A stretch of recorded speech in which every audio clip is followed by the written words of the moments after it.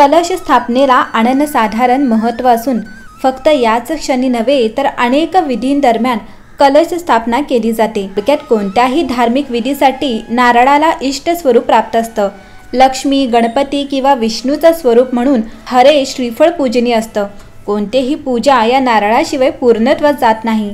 नारळ पूजेसाठी मांडल्यानंतर देवतेचं स्वरूप त्यातच विराजमान असल्याची धारणा मनात ठेवत अनेक जण त्याची आराधना करतात। अनेकांच्या देवघरामध्ये कायमस्वरूपी घटावरही नारळ स्थापन केला जातो। अनेकदा या नारळाला सतत कलशातील पाणी मिळाल्यामुळे कोंब फुटतो। अनेकदा हा कोंब मोठा होऊन त्यातून चक्क नारळाचं रोप उगवण्याची ही सुरुवात होते।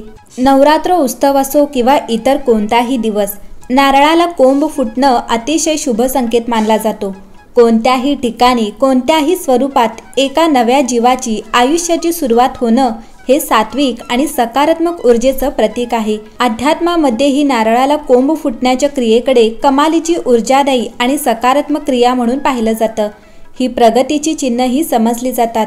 त्यामुळे नारळाला कोंब फुटणे हे शुभसूचक असल्याची अनेकांची धारणा आहे। काही संदर्भानुसार नारळामध्ये लक्ष्मीचा वास असल्यामुळे नवरात्र उत्सवादरम्यान किंवा एखाद्या शुभ प्रसंगी नारळाला कोंब फुटणं म्हणजे साक्षात लक्ष्मीचा वरदहस्त मानला जातो।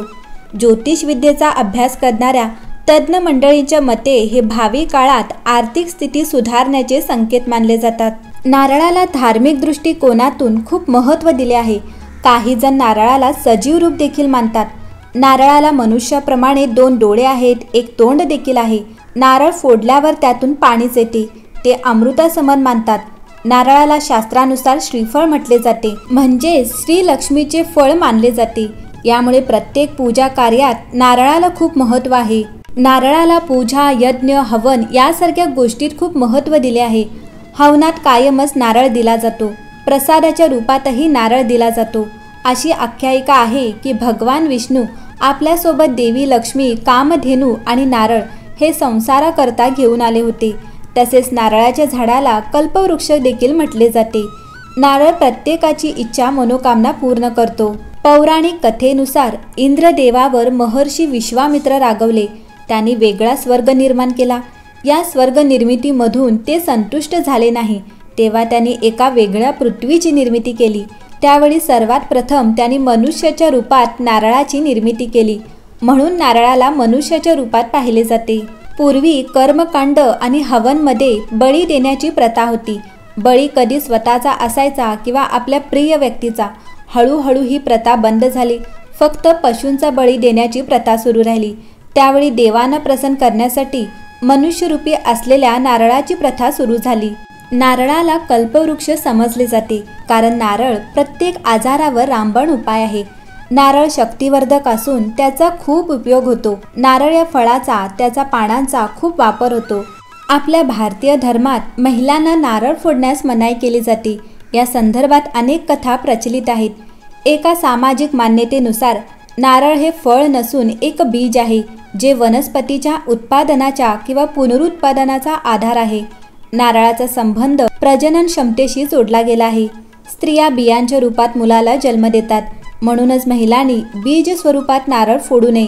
असे करणे शास्त्र, वेद आणि पुराणात अशुभ मानले गेले आहे। देवी देवतांची पूजा केल्यानंतर केवळ पुरुषच नारळ फोडू शकतात। या नारळाला सर्वात पवित्र फळ मिळालं आहे, कारण यामध्ये ब्रह्मा, विष्णू, महेश या 3 देवतांचा वास असल्याचं म्हटलं जातं। नारळाला अनेक जण श्रीफळ म्हणून देखील ओळखतात। असं म्हणतात की देवाला नारळ वाहिल्याने भक्तांची सगळी दुःख दूर होतात। नारळ फक्त देवालाच वाहिला जात नाही, तर शुभ कामाच्या सुरुवातीला देखील याचा वापर केला जातो।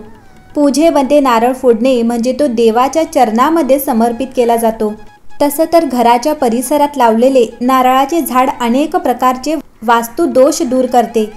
नारळाच्या झाडाची पूजा केल्यानं भगवान विष्णूंचा आशीर्वाद प्राप्त होतो। मंडळी, गरिबीपासून मुक्ती मिळविण्यासाठी एका नारळावर सिंदूर लावून मौली किंवा लाल दोरा बांधावा। त्यानंतर हा नारळ हनुमानजींना अर्पण करावा। हे किमान 11 मंगळवारी नक्कीच करा। हळूहळू तुम्ही गरिबीच्या बंधनातून मुक्त व्हाल आणि हनुमान चालीसा देखील वाचत राहा। मंडळी, वास्तुशास्त्रानुसार ज्या घरात नारळाचे झाड लावले जाते त्या घरात नेहमी सुख शांती नांदते।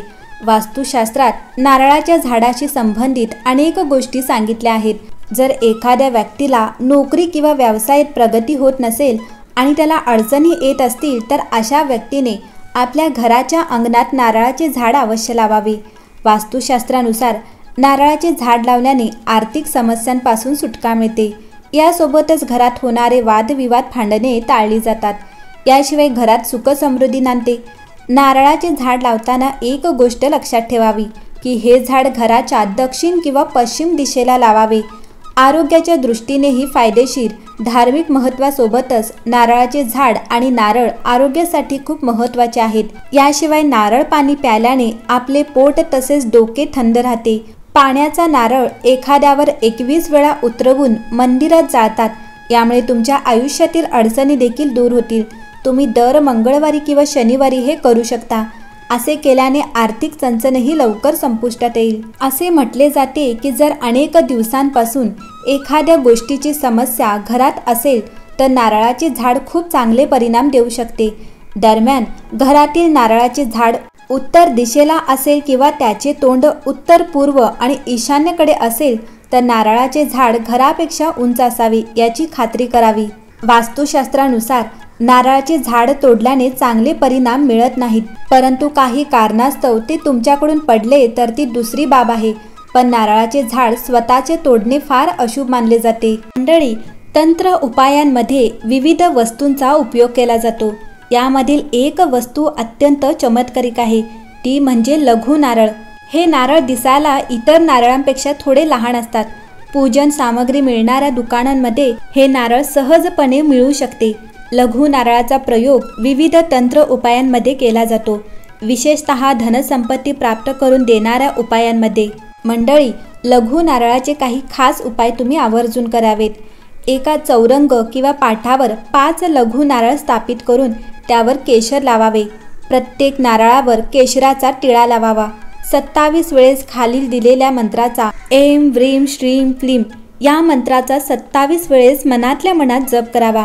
या उपायाने धनलाभाची शक्यता वाढते. त्यासोबतच 11 लघु नारळ देवी लक्ष्मीच्या चरणाजवळ ठेवून ओम महालक्ष्मीच विद्महे विष्णुपत्नीच धीमहि तन्नो लक्ष्मी प्रचोदयात या मंत्राचा 2 माळ तरी जप अवश्य करावा. त्यानंतर हे सर्व नारळ एका लाल कपड्यात बांधून तिजोरीत ठेवावेत. या उपायाने देवी लक्ष्मी प्रसन्न होते. तसंच शनिदेवाचा प्रकोप टाळण्यासाठी शनी मंदिरात 7 छोटे नारळ अर्पण करावेत. यानंतर हे सर्व नारळ नदीत प्रवाहित करावेत. असे केल्याने व्यक्तीच्या कुंडलीतून शनी दोष नाहीसा होतो आणि देवी लक्ष्मीची कृपा तुमच्यावर कायम राहते.